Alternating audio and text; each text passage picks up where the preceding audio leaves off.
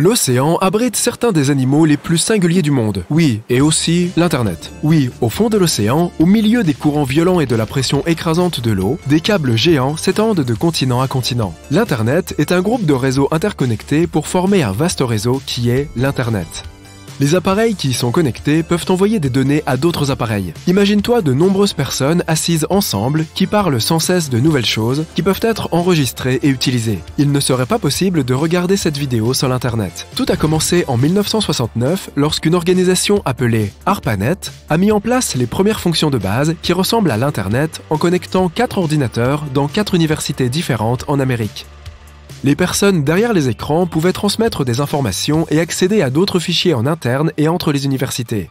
Dans les années 90, l'Internet a commencé à prendre forme avec la naissance du World Wide Web, que nous connaissons aujourd'hui sous le nom de www. Il est amusant de constater que nous ne l'écrivons même plus lorsque nous recherchons quelque chose dans un moteur de recherche. Il a ouvert la voie à des sites web qui offrent plus d'informations que jamais auparavant. Et puis, au début des années 2000, le haut débit est né. Pour ceux qui n'ont pas été témoins de cette époque, voici le son que tu entendais généralement.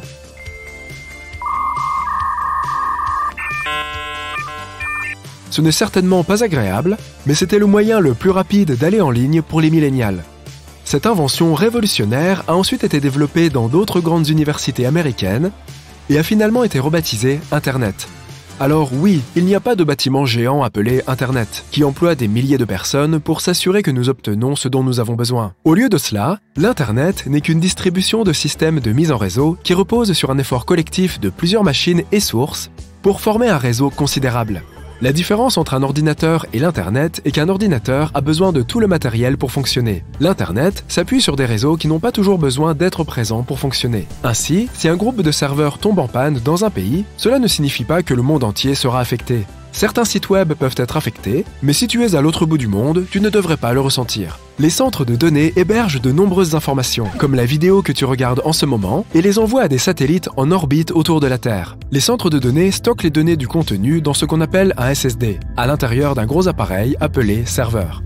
Il prend ensuite ces données et les transmet à l'appareil que tu utilises pour regarder cette vidéo. Mais cela n'est pas terrible et provoque beaucoup de latence. L'Internet est donc connecté avec des câbles de réseau en fibre physique qui vont partout et n'importe où. Il y a près de 1 200 000 km de câbles qui relient les continents. De nombreuses entreprises ont investi leur argent dans des projets de câbles sous-marins pour les partager. Pense-y comme à un réseau routier compliqué qui relierait les villes et les villages. Les câbles sont de vastes amas de minuscules fils de fibres de verre qui s'emboîtent les uns dans les autres. Les personnes responsables de l'installation de ces câbles à leur emplacement exact passent au moins 1 an à planifier et à structurer l'autoroute des câbles. Les fils sont enveloppés dans une gaine de cuivre pour retenir et exploiter l'électricité afin de faire transiter les données. Ils sont ensuite recouverts de plastique, d'acier et de goudron pour les protéger des conditions océaniques. Ils sont suffisamment solides pour résister aux éboulements, aux courants forts, aux tremblements de terre et à tout autre facteur susceptible de les détruire. Ils sont assez solides pour durer 25 ans. Maintenant que le câble est fabriqué, il est temps de l'expédier en mer. Un grand navire se rend sur place pour livrer les câbles. Il le pose de manière stratégique et adéquate afin qu'il ne nuise pas à l'environnement et qu'il ne soit pas endommagé pendant le transport. Même si nous utilisons le Wi-Fi pour nous connecter à l'Internet de nos jours, il existe toujours des câbles physiques qui sont reliés au fournisseur d'accès à Internet avec un matériel spécial pour te permettre de te connecter à celui-ci. Tout d'abord, tu as besoin d'un routeur. Considère-les comme des unités de contrôle du trafic qui permettent de s'assurer que le trafic Internet est dirigé vers les bons réseaux. Ainsi, si tu es assis dans un restaurant, tu te connecteras très probablement au routeur qu'il fournit. Les données sont transmises sous la forme d'un message par les routeurs lorsque tu accèdes à l'Internet. Avant que les données ne soient transmises, elles sont divisées en petites parties appelées paquets. Avant qu'ils ne deviennent des messages,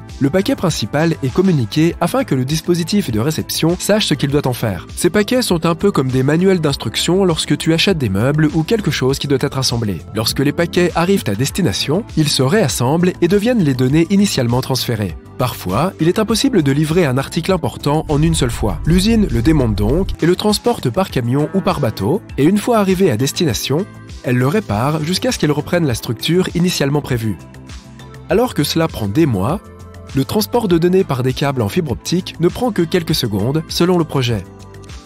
Bien que tout cela semble simple, il faut encore tenir compte des protocoles. Pense aux protocoles comme à des systèmes ou des règles de communication lorsque deux ou plusieurs choses sont connectées. Lorsque tu vas à un entretien d'embauche, tu ne t'adresserais pas nonchalamment au responsable du recrutement en le tutoyant et en t'asseyant de manière impolie. Les protocoles d'un entretien d'embauche consistent plutôt à être professionnel et à se comporter comme un être humain bien élevé. Les ordinateurs et l'Internet ont également des protocoles qu'ils respectent pour transmettre facilement les données. Maintenant que tu as l'Internet, tu es prêt à surfer sur le web sans problème.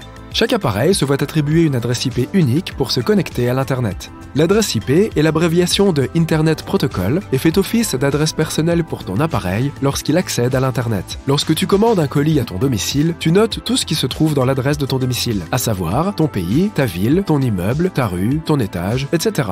Une adresse IP est attribuée par ton fournisseur d'accès à chaque appareil connecté à l'Internet.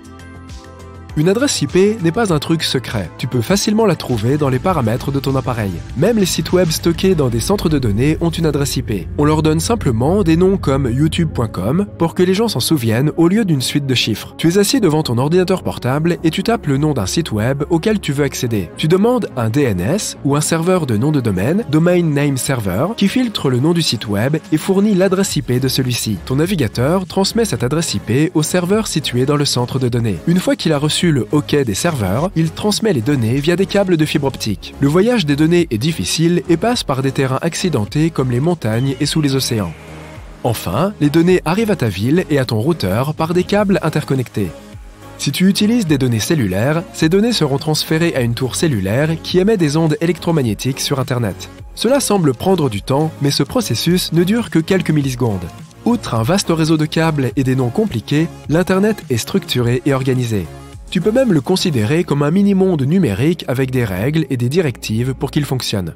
Avec de nombreux câbles comme autoroute, les données voyagent simplement d'un appareil à l'autre en tapant sur les adresses IP comme si c'était des portes d'entrée. Comme nous l'avons mentionné précédemment, un DNS est comme un annuaire téléphonique. Il voit quel nom tu as tapé et le fait correspondre à l'adresse IP qui lui est associée. Un ordinateur ne peut pas lire les lettres comme nous le faisons. Il les connaît sous la forme d'une séquence de chiffres. L'Internet a parcouru un long chemin depuis sa création. On estime que 500 milliards d'appareils et 7,5 milliards d'utilisateurs seront connectés à l'Internet d'ici 2030.